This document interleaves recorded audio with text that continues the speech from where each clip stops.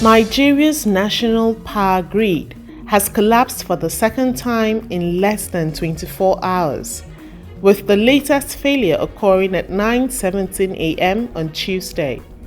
Stay tuned as we dive into the top stories shaping the world today. Hi, welcome to What's Happening. These are our top 10 stories countdown today. At number 10, tensions are rising as Israel declares it will prioritize its own national interest over U.S. advice when it comes to potential military action against Iran, following reports that Prime Minister Netanyahu informed President Biden of a planned limited strike on Iranian military facilities. Israel clarified that while it values the U.S. perspective, the final decision rests with them. With fears of a regional war looming, Israel's stance signals a delicate balancing act with global implications. At number 9, the Confederation of African Football (CAF) has removed the second leg AFCON qualifier between Nigeria's Super Eagles and Libya's Mediterranean Knights from its schedule after a messy airport ordeal in Libya. Following a 1-0 win in Uyo, Nigeria, the Super Eagles were stranded for over 14 hours at a Libyan airport, prompting them to return home.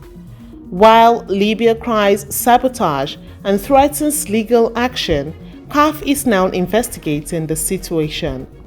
At number 8, New Zealand's head coach Alana Gunn is buzzing with optimism as her team gears up for the 2024 FIFA Under-17 Women's World Cup in the Dominican Republic. The Oceania champions will kick off their campaign against Nigeria on Wednesday night, and Gunn is confident that her squad can carry the winning momentum from their recent OFC Championship victory. With exciting matches ahead against the Dominican Republic and Ecuador, it's clear that New Zealand is hungry for success on this global stage. Let's see if they can surprise us all. At number 7, Nigeria's headline inflation rate soared to 32.70% in September 2024, ending a 2-month streak of declines. The latest report from the National Bureau of Statistics revealed a slight uptick from 32.15% in August, highlighting ongoing price pressures across the nation, particularly in food items, which have skyrocketed to 37.77%. With food prices climbing due to higher costs for staples like rice and yams, it seems the battle against inflation is far from over. At number 6, 3 Kwara State police officers have been dismissed following their involvement in the tragic death of Kwoyom Abdul-Yakin Ishola, a student from Kwara State Polytechnic. The officers, Inspector Abiodun Kayode, Inspector James Samuel, and Sergeant Oni Philip, were found guilty of leaving their posts, corruption, and excessive use of authority. The case, which stirred public outrage after the student's death during a fuel hike protest, was transferred to Abuja for investigation, leading to their dismissal and upcoming arraignment.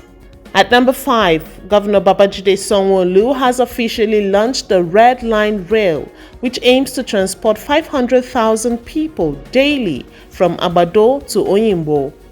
With 8 stations spanning 27 kilometers, the service will run daily and continue to ramp up its schedule.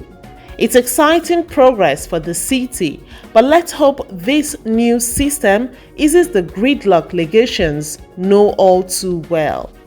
At number 4, Kwara State Senator Oyelola Yisa Ashiru didn't hold back, calling the NDLEA the most corrupt and compromised government agency in Nigeria during a heated debate on a bill to establish the National Institute for Drug Awareness and Rehabilitation.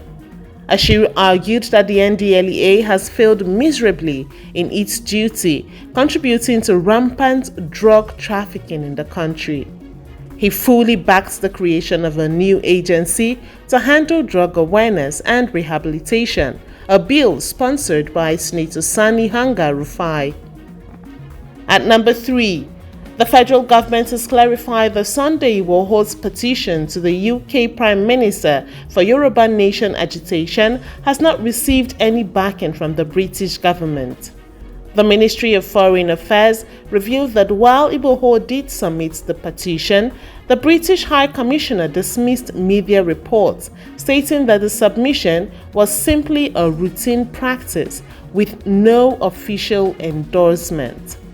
Previous petitions of this nature have been rejected by UK authorities. Looks like Igboho's bid for international backing is hitting a wall. At number 2, the House of Representatives is fired up, launching an investigation into the mistreatment of Nigeria's Super Eagles by Libyan authorities during the AFCON Qualifier fiasco. After a mid-air flight diversion, the team was detained at the remote airport for over 14 hours, causing them to boycott the match and return home. The House Committees on Sports and Foreign Affairs are tasked with digging into the incident within 4 weeks. Honestly, it's high time we stand up to such disrespect on the international stage. Finally, at number 1, it's light out again. Nigeria's national power grid has collapsed for the second time in less than 24 hours, with the latest failure occurring at 9:17 a.m. on Tuesday.